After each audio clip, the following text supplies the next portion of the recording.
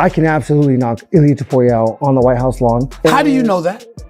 Because I know how crazy this game is. I know the power I possess. I know the skill that I have. He I know possesses how a lot of power. Of course. Why are you supposed to find somebody and you ain't around nobody? Well, I also do? don't leave my house, so there's no way for me to meet people. I mean, how you gonna meet somebody? Your mama gonna bring him home for you? I mean, how you gonna get how that gonna happen? Ilia Topuria says he's back. What you think about that? He better be, because I'm supposed to fight him in June on the White House card. Uh-oh. That's who I'm fighting. Oh, that's who you want. That's who I have to have. That's why I fought for this thing. White House in June, let's go. After his dominant victory over Patty, Justin Gaethje made it clear that he only wants one fight next. He sent a strong warning to Ilia Topuria, promising to knock him out at the UFC White House event. However, Stephen A. Smith isn't convinced by that prediction. Still, Gaethje believes the matchup is the perfect main event for the card. And in his eyes, the event only feels complete if he's standing across from the champion under the brightest lights. What's next? Ilia Topuria on the White House. Has to be. Has to be. No other option. Hell yeah. Let's go. Walking out of the Oval Office into the cage, wearing the flag. Entertaining. I think we're gonna main event it.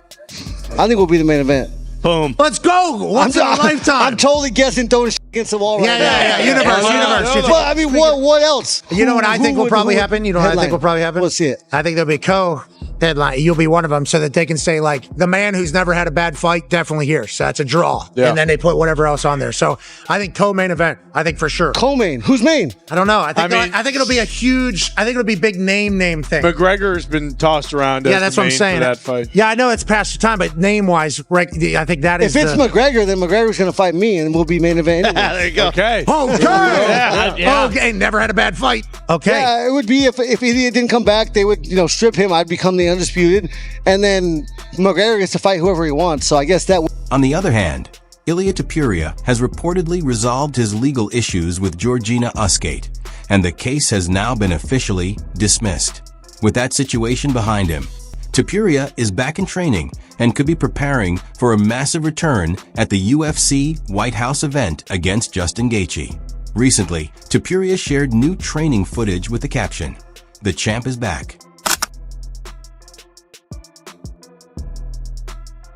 Justin Gaethje also responded to the post, continuing to keep all of his attention on Ilia Topuria and the expected timeline for the fight. With June being discussed as the likely date, Gaethje made it known that every move he has made recently has been aimed at securing that matchup. Ilia Topuria says he's back. What you think about that? He better be, because I'm supposed to fight him in June on the White House card. Uh-oh. That's who I'm fighting. Oh, that's who you want. That's who I have to have. That's why I fought for this thing. That's why he fought for the damn thing. Y'all heard it. Topuria, Gaethje, let's make it happen. Let's go. UFC on Paramount Plus. We appreciate y'all. Stay tuned. White House in June, let's go. Justin Gaethje sees a potential fight with Ilia Topuria as the kind of matchup where absolutely anything could happen. Knowing the power he brings into every exchange, he believes one clean shot could end the fight at any moment. At the same time, he's fully aware that the same danger exists on the other side. But that uncertainty is exactly what excites him. He wants to step into that challenge and find out how the fight plays out once the cage door closes. How crazy this game is, how big of a fan I am, how many unpredictable things have happened. I can absolutely knock Ilia Topuria out on the White House lawn. How do you know that? Because I know how crazy this game is. I know the power I possess. I know the skill that I have. He I know possesses a lot of power. Of course, he could knock me out also. Right. But there's no way to find out, and I also will. I just want the chance. You want him? Of course. That's right. Yeah, he's the champion. If I could do it, it will be the best script. Then I will believe this is all simulation. 100%. Because it'll be crazy. Daniel Cormier has cautioned Justin Gaethje about the dangers of a potential fight with Ilia Topuria. He believes fighting too aggressively and exchanging shots carelessly could create serious problems. Cormier pointed to Topuria's knockout power and his ability to end fights in an instant, warning that taking those kinds of risks could be a costly mistake for Gaethje. Is there going to be a situation where they come to the center ring like Gaethje and Holloway and just throw level? Go. Justin Gaethje is my friend. I'm going to tell him don't do that with Ilia Topuria, man. You can't do that with him. Yeah. He hit so hard. When him and Charles Oliveira were fighting, by the time Charles Oliveira hit the ground, he was already sleeping, man. Like Ilia hit him 2 to 3 times on the way down. Ooh. So like before he even hit the ground, Ilia hit him with the right hand. By the time Charles is like knocked out and falling backwards, Ilia done hit him with an uppercut. He hit him with another right hand. And then some guys actually, you fall down, they do like that. The referee like, hey man, it's over. Ilia jump on you. However, Justin Gaethje sees losing in a very different way. To him, it's more meaningful to fight fearlessly and leave everything in the cage than to simply make it to the final bell. He believes those difficult moments can push a fighter to come back even stronger, turning a loss into motivation for an even greater return. I'm very proud of myself for losing like that rather than losing by decision. Going one more second and then losing by decision. I fought a terrible fight. I deserved to lose. I wasn't perfect that night. And that knockout is going to make this comeback that much greater. And so I think it's perfect. I think it had to happen. I think it's my story. It's part of my story. I'm trying to write a book, create a movie, create a legacy. And I think that knockout is going to make all this. If I come back and beat Patty, get undisputed gold by beating Topuria, best story you can ever write in this. Man, on the other side, Colby Covington gave a harsh assessment of the fight between Justin Gaethje and Paddy Pimblett. He claimed Gaethje appeared slower and more worn down than usual, while also saying Pimblett failed to handle the pressure properly and made errors that shouldn't happen at that stage. According to Covington, the spotlight revealed weaknesses in both fighters.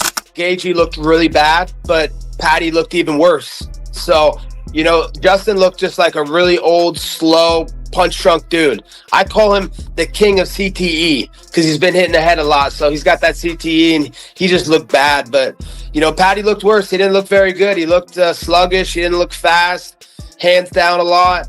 Just very amateur rookie mistakes that he made. But, you know, he's never been in a main event spotlight. So this is his first time getting the main event spotlight and all that requires of a main event fight. You know, it's a lot, man. The media week, the cutting the weight, the media just work you have to do in the lead up to the fight is just, you have to handle a big load. So I think he realized that, you know, it's a lot tougher up there than he thought it was. You know, he was talking a big game, saying he was going to be champion, saying he was going to be this and that, but he'd never been in that spotlight, and he got that spotlight and he didn't pass the test. You know, he froze under the pressure. So, you know, I didn't see anything special.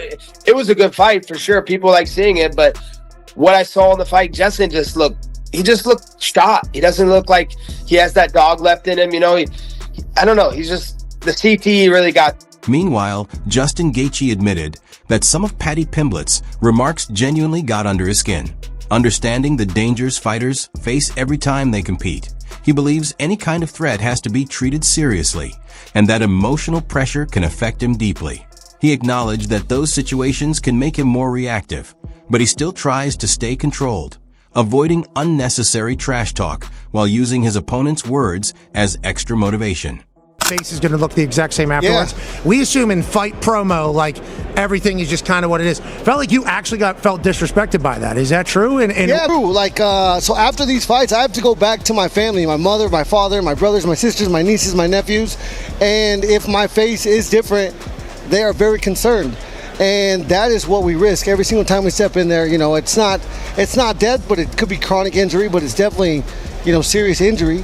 And for him to imply that he was going to hurt me, of course I have to take that personal, you know, because we are trying to hurt each other. And honestly, you know, in that fight week, I get a lot more petty, a lot more irritable, a lot short.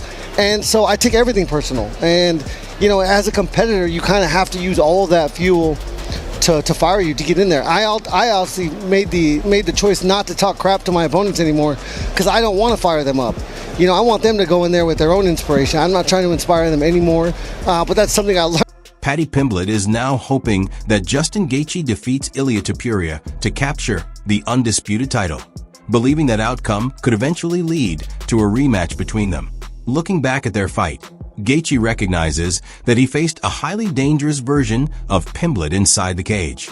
Despite still carrying some frustration from their first encounter, Pimblett has accepted the result and is now concentrating on improving from the experience moving forward. Justin Gaethje, I did say before the fight I want the best version of Justin Gaethje, and that Justin Gaethje turned up. So hats off to him. I hope he wins the undisputed title off Ilia.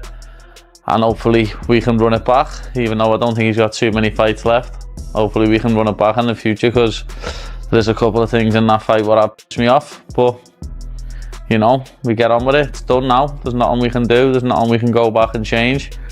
I just hope that in the future he can step up and have a rematch with me, but it's one of them.